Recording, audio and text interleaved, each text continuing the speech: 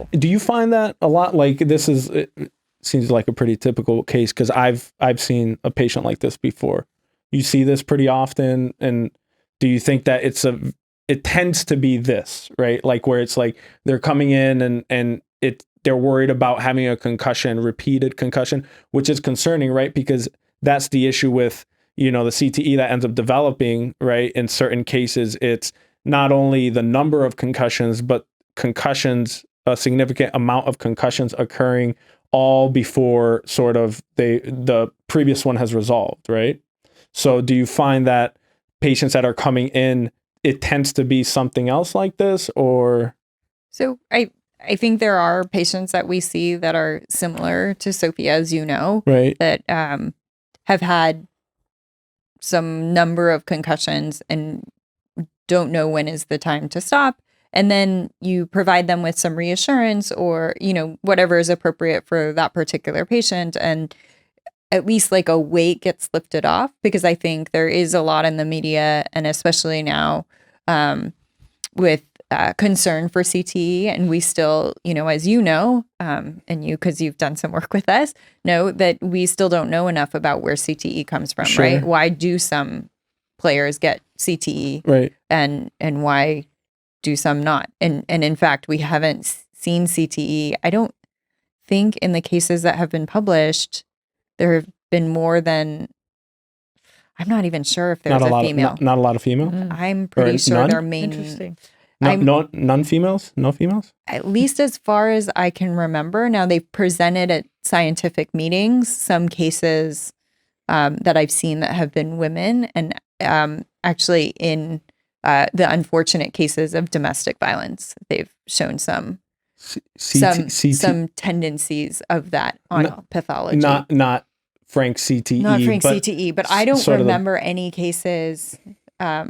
So female cases repeated domestic violence in women can lead potentially to changes in the brain that aren't CTE, but are very similar to that. Mm-hmm. That's so interesting. It is interesting.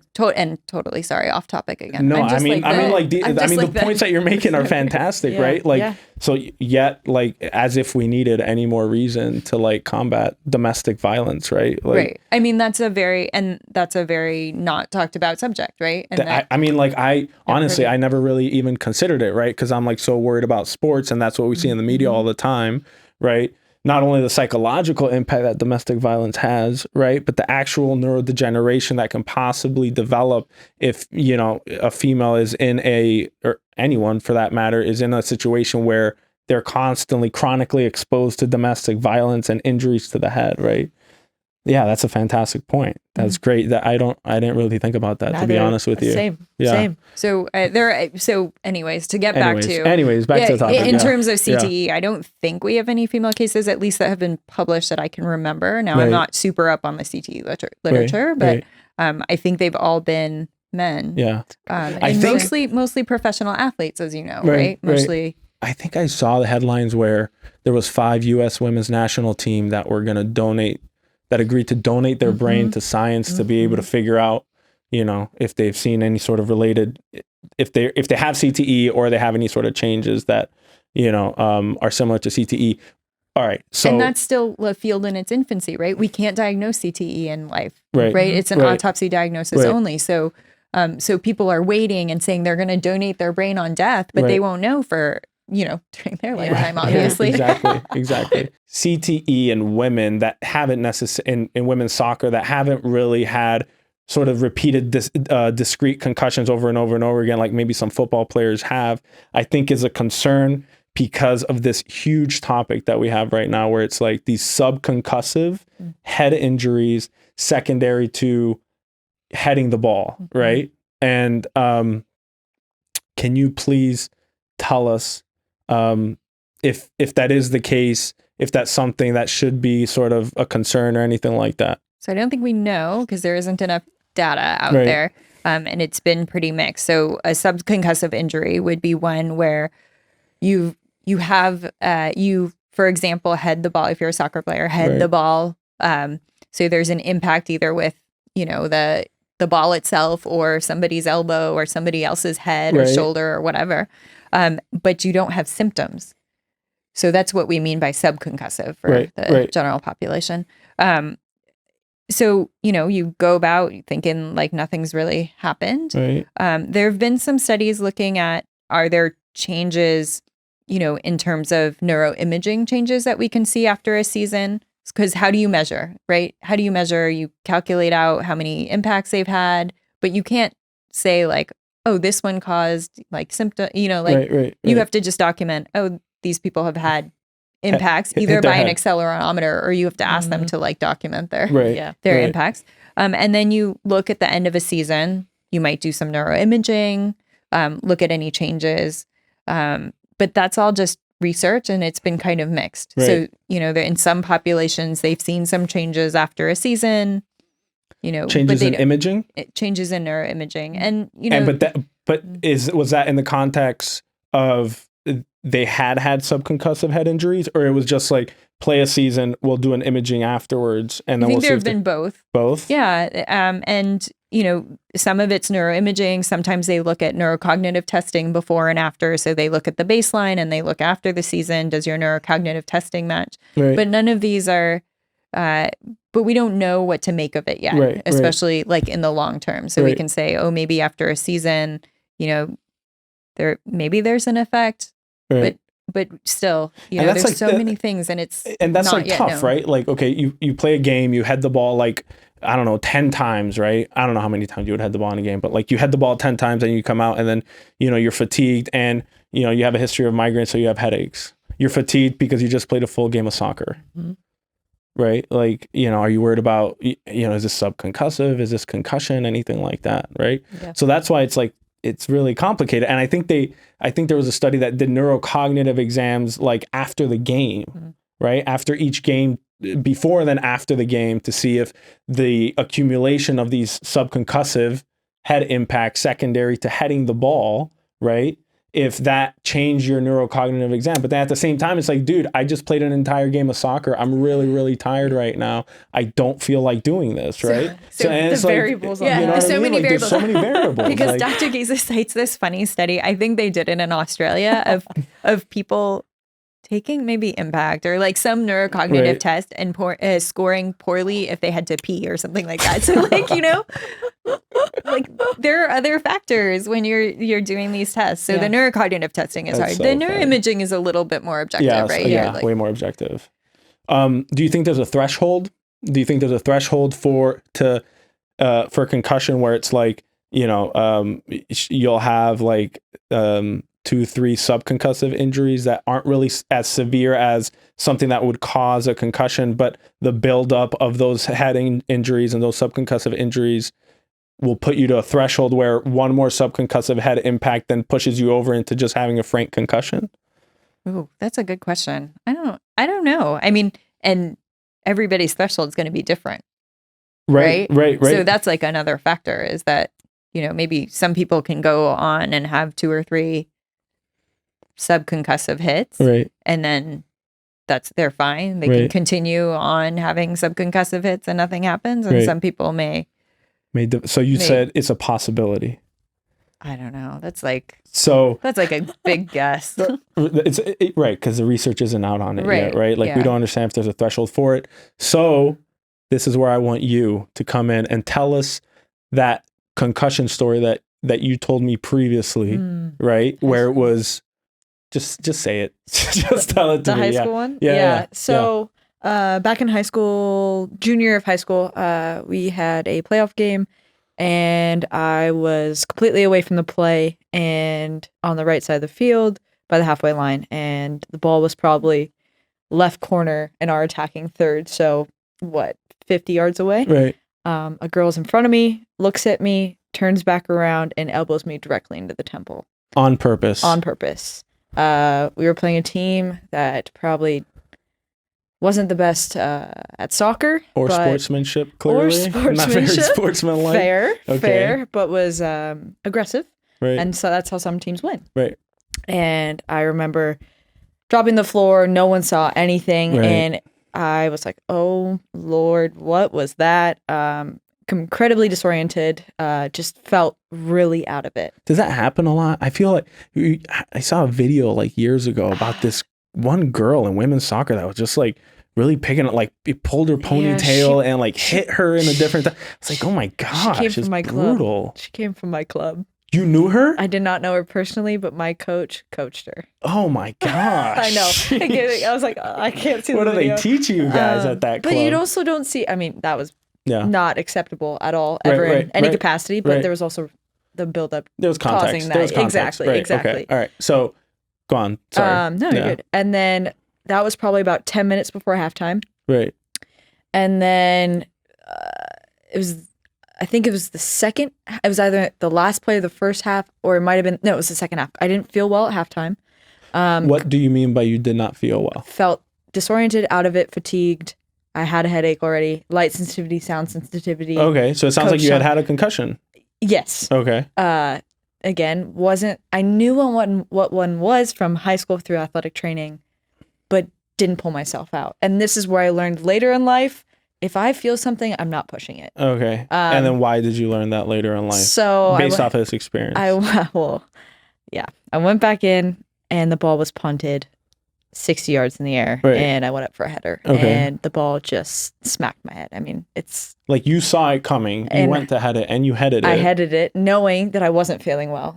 Okay. Within 5 minutes of that play, I could not tell you what happened the second half of the game. Do not remember anything. Right. And then all I remember is we lost in PKs. I took a PK. I don't remember taking it. Did you make it? I don't know. Really? I seriously don't know. If you made a PK, not remembering it, having had a concussion, that speaks a lot to your skill level. No, you know absolutely not. It's just the goalie guessing the wrong way. We'll go with that. But I remember the last player on our team taking it and missing it, and then we lost. I do remember that. So I don't remember a whole, basically 40 or 37 minutes of the game. Okay. And then the last PK I remember, and we lost. Okay. And then the bus ride home, I almost cried. My headache was so severe. Yeah. I couldn't look at my phone because the brightness from my phone was incredibly strong. Right. The bus was so loud.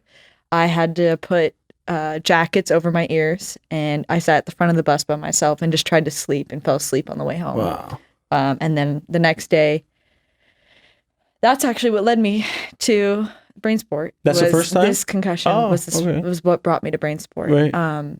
Because it was so severe, and I've never had anything like this, where it took about 4 or 5 weeks to feel normal. Right. I don't really remember my first visit. That's not nice. But that's where my exposure came and my knowledge came from.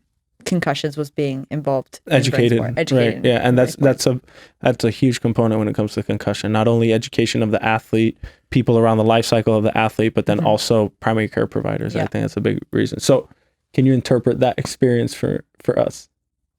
Well, she definitely had a concussion that first hit. So the first sounds like, right? Yeah. Because she had if she had just said, the elbow came to her head and like she had headache and nausea, then I would say, it could just be, she had an impact, she got a migraine. Right. But then the fatigue, and for her, it was out of character, right? From like being. Right. And then you were disoriented too, right? I was running around and I had no concept of I felt like my legs were 10 yards long. I couldn't control them. I just felt I couldn't play soccer. I didn't know how to play soccer. Wow. And so I was just thinking about this while you were telling me the story, because ordinarily when Sofia would go up for headers, she'd practice them, I don't know, hundreds or thousands of times before. She probably wouldn't have experienced a concussion from that second hit. Right. That wouldn't have taken her out. But the fact that she was concussed probably didn't allow her to prepare her body the way she would normally for a header, for getting the impact of the header. And I'm wondering if she just didn't absorb it well enough so that she had another concussion. You think she had a second concussion? I don't know. Now we're talking about something that Sofia's trying to recall from 7 years ago, 6 or 7 years ago. Yeah, she seems to remember it pretty well, though. She remembers. She's probably had to tell it. It was traumatic. At many doctor's visits. Right. She had to document it to her, athletic trainer when she got to Oregon. It's important, right? Because is there is there a threshold for it, right? Where it's like it can get worse, or is it a separate, distinct concussion? Well, she had a right? concussion on top of a concussion, probably. You think so? So, okay, so what you're saying is if she hadn't been elbowed in the side and she had gone up and headed that ball exactly the same way that she did the second time, she would have had a concussion. No, I don't. Sorry. That's a good question. Putting you because on the I hot don't, seat, Dr. I don't Choe. think. Well, I don't think she would have gone up and headed the ball the same way, because she would have prepared the way her body has prepared for headers before. So, okay. You're just asking, like, was that second impact enough to cause a concussion? I can't say. Have you ever had a concussion from heading a ball? I've had Not the ball smacking you like getting ready for it, going up, heading it, and then having a concussion. So I played soccer on Wednesday. What's today? Today's Friday. Wednesday. Yeah. This goes back to the point of we think it's inducing migraine-like symptoms. Right. I had a header. It was a pretty driven ball, but I attacked it like normal. Right. And immediately when I headed the ball, I was like, oh boy. And the rest of the day, I had a really bad headache all day. Okay. And light and sound sensitivity. But no other. But nothing else. Right. But no fatigue. No. Because you've recognized it, right? Yes. You know the difference between a migraine, head impact induced migraine, and a concussion. Correct. Right. So that is my reaction to when I head the ball. Okay. So that, looking back on everything, is more so what that was. Like I went up for a header in a game against, I think, that was against Stanford or something. Right. And I didn't play Cal the next game because I had those three symptoms. Right. But at the time, my athletic trainer was rather be safe than sorry and not be a liability. Right. Pulled me out. Right. Because we didn't know what it was and we thought it was a concussion. Right. Right. But looking back. Yeah. No. Do you think someone can have a concussion by heading a ball? Oh, yeah. You see, that happens. It happens. Gnarly. It's like where you just head the ball. Well, so I think there are a lot of studies looking at the mechanics of heading the ball. Right. Because probably like a straight on heading, you're not going to cause a concussion. Not everybody, right? I mean, there are probably a few people who will get a concussion from heading the ball straight on. It depends on how your body absorbs that kind of force coming at you. Right. Right. Now, the times when people get a concussion from headers is not usually the ball, unless they're not like prepared for it and the ball comes at a funny angle. Right. Or they get smacked in the face with it or something. Right. Yeah. Right. I just hit, You're sometimes you're if I a talk with my handsy hands, person, Dr. Choe. It's okay. I'll just I know, with my Just hands sit between my on legs. them. Just sit on your hands. I'm just kidding. I'm just kidding. Just that it's like an elbow or a shoulder or somebody else's head or something. Right. That's usually in a game situation where you get the injury. Yeah. But for many people, I think if they're really absorbing it the right way, there may be that may help to mitigate the force a little bit. And it depends on the pressure of the ball. So some balls are rock. Oh, that's right. rock solid. Rock hard. Right. They're rock solid. Luckily, at the college level, everyth's checked before a game, Standard. so it's at the right. Right. What was it? PSI. Is it PSI? Yeah. It's PSI. But like I had a teammate who had a concussion off. It was definitely, she was out of it. Yeah. For her, like it was a different person. Right. She was concussed, deemed a concussion, based off baseline SCAT impact test and symptoms. I just think it's really important to be able to discern this, right? Like if like regular mechanics and heading the ball, subconcussive, right? Is that a thing? Is it contributing to a decreased threshold of concussion? Like the accumulation of it causes you to have a concussion, right? That's important. And then also, right, does that lead to possibly neurodegeneration associated with that, right? Because that ends up changing the sport, right? If that ends up coming out. They've already made changes to the sport. I think in the time since Sofia played, right, actively, at some point, they probably not during the time that you were still at this age, but they said no heading below 10 years of age. Yep. For soccer. Okay. So before that, kids were heading the ball. Right. And then I think above that age, up until 12 or 14, you can only have like 30-minute practices on heading. Yeah. So, and I don't know the exact like rule that they have for soccer, but it's something like that. So they none below 10, and then between this age and this age, you can have only a certain 30 minutes amount. of heading. I think it's 30 minutes. Right. But like, so they made that decision, that rule change, without any scientific evidence. They just made the decision kind of like, okay, we're going to do this because we think it'll be better. Right. And it's not that big of a deal, right? Like in terms of like limiting your gameplay or anything like that. No, I mean, They haven't done that with gameplay. but it does change the nature of the game a little bit, right? So you were talking about it would change the nature of the game if we go on and do studies that show even in the adult I'm population. not saying that we shouldn't do studies, right? But I'm saying that this is a huge issue that I think people are making certain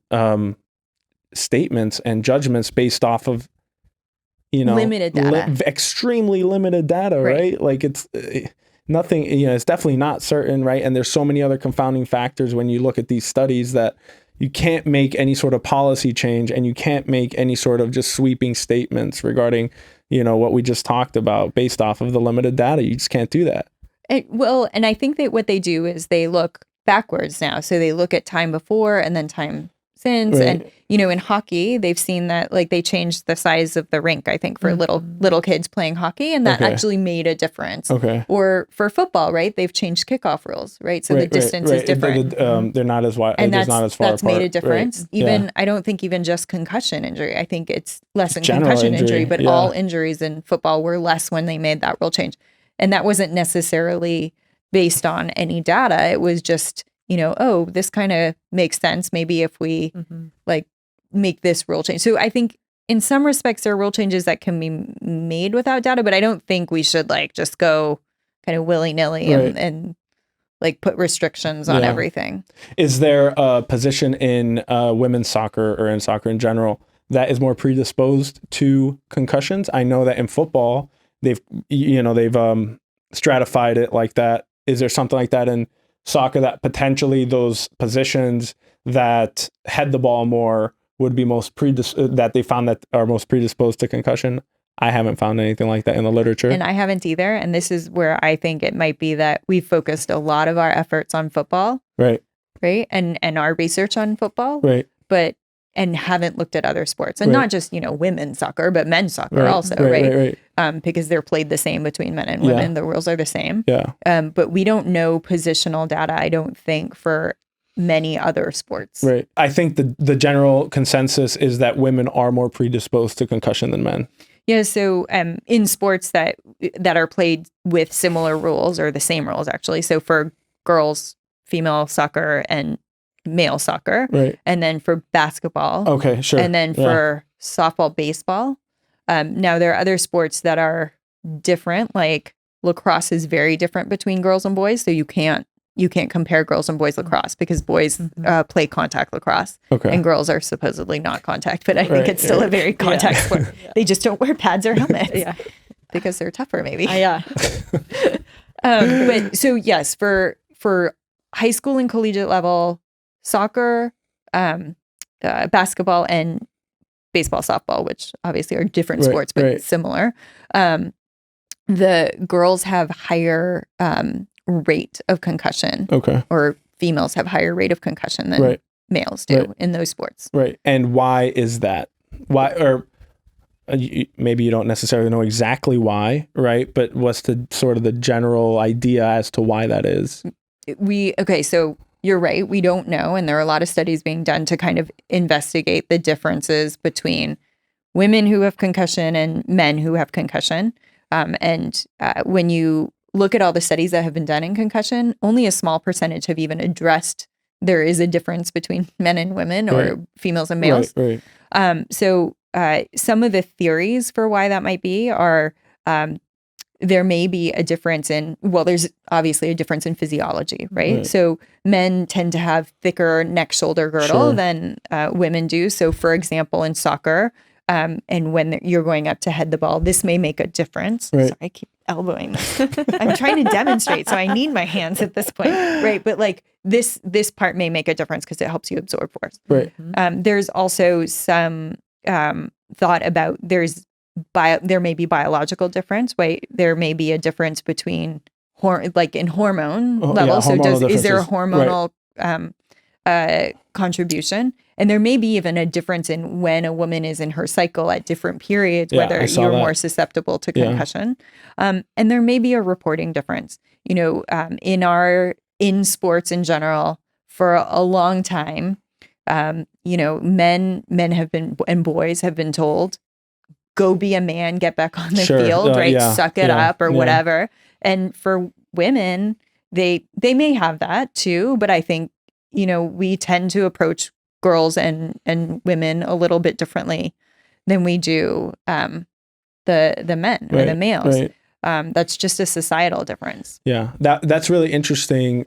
I know the neck muscles are big in stabilization of the head and absorbing that impact. And I was talking to Earl. Unfortunately, I don't think we got it on the episode, but he was telling me, he's had a little bit of experience, but he told me that it's strengthening that his neck muscles, like specifically targeting and strengthening the neck muscles, have really, really showed improvement as far as encounters with concussion and things like that. So I think there are some studies. Abigail Bretson has some studies. And then I think Dr. Eckner, have you met him, from the University of Michigan? No, I have not. He's part of Michigan Neurosport. And I did actually, because I interviewed there. He's looking at neck strength, I think, in his research. And go ahead. Go ahead. I'll say we include it. So like my junior to senior year, we started to become more educated in that sense with like Pac-12, the meetings and all that stuff. Right. We incorporated neck strengthening exercises my senior year during season. So like that was a new program that was brought in. What season? My senior year. Your senior year, and then your junior year, and then you didn't have a concussion your senior year. No, I did not. But it's hard. There's confounders. It's confounders. You just like pulling me back down and putting my feet on the ground, don't you? She loves pointing out the confounding factors. So how are you doing now? I feel normal. Feel normal? Yeah. I mean, there are some times I've noticed my light sensitivity still lingers a little bit. Right. Whereas before, I don't think LED lights or stoplights, street lights really were starbursts to me. Right. And now they're a little bit like that. Yeah. Sound sensitivity is there a little bit in the sense that I go to a concert now. I don't know if this is actually related to any of the concussions, but it could be through age and growth. But I actually have to wear, what are they called? Earplugs at concerts now. Yeah. Just because the sound is so high. Got But then I do catch myself where I'm in a car and the music's so loud and I'm fine. And other people are like, can you turn it down? So could be situational. Okay. But that I have noticed change from before any of this head-related injuries had occurred. Is I didn't have the starburst to lights, LED lights, or sound sensitivity at concerts. But again, that could be attributed to a multitude of factors. Yeah. So I got a question. If you had to go back, would you do it all over again? Play soccer again? Oh, heck yes. Really? Are you kidding me? Yeah. I've gained so many life experiences from, I mean, soccer itself is awesome. And just the people you meet, the exposure that you get, the travel. I got to travel to China, play for multiple teams and meet incredible people along the way. The stuff that I went through makes it all worth it when you walk out of, let's say, college with the knowledge that you have, the education that you have. Did you go to University of Oregon on a sports scholarship or academic? Both. Interesting. Yeah. So I mean, like what I'm trying to say is like it's clearly had a lot of benefit. You've benefited a lot from sports, right? Wouldn't trade it for the world. And how has the lessons that you've learned in soccer kind of translated to now? For sure. That's the one thing I'm grateful for. Everyone asks, like, how was your experience at Oregon, for example? And I'm like, you go through a lot, but for me it makes it so worth it, and it's awesome because of the life lessons that I learned from it, the situations that I'm put in, the tough conversations I have to have with people of authority, quote unquote superior. Being able to tell me a life lesson that you learned through soccer. One thing is it pertains to the field, but it can be applied in anywhere. Is for me, it's like you're already dead at certain points if you're not playing. You go in and you make the most of what you have. So like you go in, you make the most of that 5 minutes and make it so that your coach has to give you the next, like 6 has to minutes. play you on the Right, field, has right. to put you on. Right. Then you get 6 minutes, then you Right. get 10 minutes, you get 90, you get a full game. Right. But that can be applied anywhere. Right. It's like you go and whatever you're given in that situation, you never feel bad for yourself. You go and you be the biggest cheerleader you can for those around you. Right. Never sulk and feel victimized. And you go and you make the most of what you have to give yourself to gain more for the future, whether Right. that's either actually gaining minutes or putting yourself in a situation where you gain experience for whatever time that you have. Right. And for me, being able to go and have that and then apply it outside to life, whether it's in work that I'm working in right now or coaching or the next step of school, just knowing that I'm okay with who I am, my capabilities, and being able to apply my strengths and understand weaknesses where I can improve, Right. and never taking anything personally. Wow. I am extremely pumped up right I now. I'm know. ready to get out there No. and play some freaking soccer. Oh my gosh. No. No, I mean, like, that's amazing, right? Like, that's part of, and something that I harp on is like the importance of sports, man. Like, we understand, there is a risk with concussion and with other injuries, but the intangibles that you get from sports are just carry you over throughout your entire life, build psychological resilience, right? Yes. Build usually a healthy body, right? Like you get into working out and, you generally become healthy. You build like your family and your social structure around that.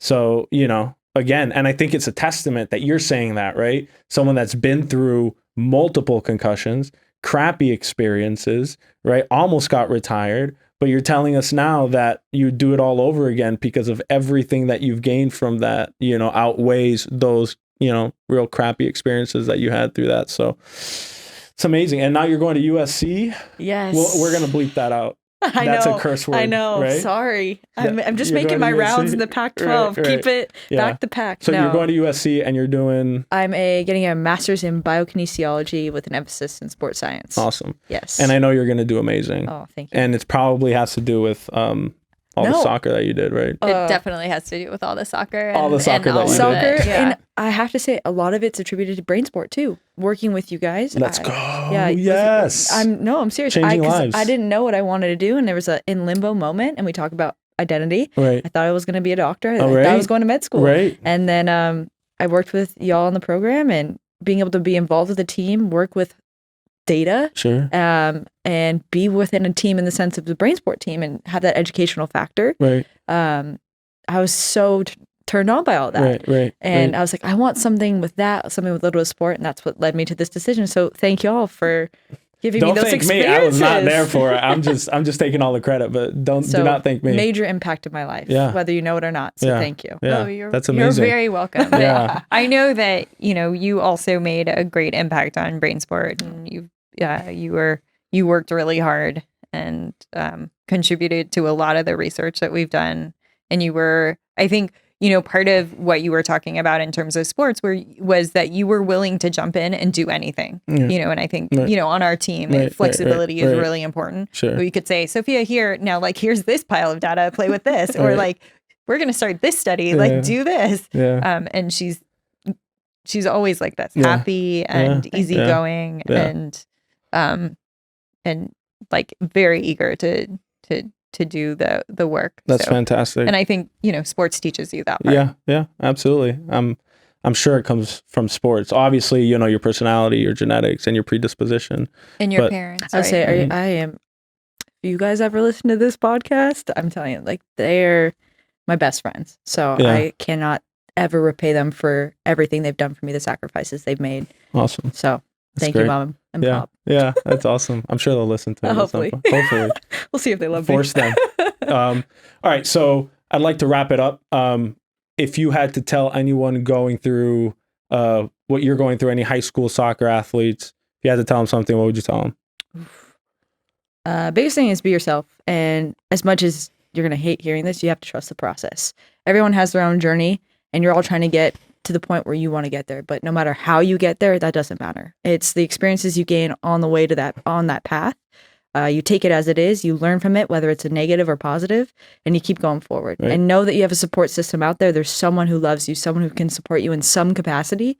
And if you ever need them, don't be afraid to lean on them and be yourself. Right. Biggest thing, be yourself. Yeah. Be yourself. Yeah. And I it's like the that. journey, right? It is the journey. It's not most of the time it's not the end goal. It's always the journey and how you grow from the journey. 100%. And then, what's your next journey and your next journey? Because life is just one big series of journeys and experiences. That's what makes us, right? So 100%. What about you? Do you have anything that you really want to get out there to any, women athletes or women soccer athletes or anything like that?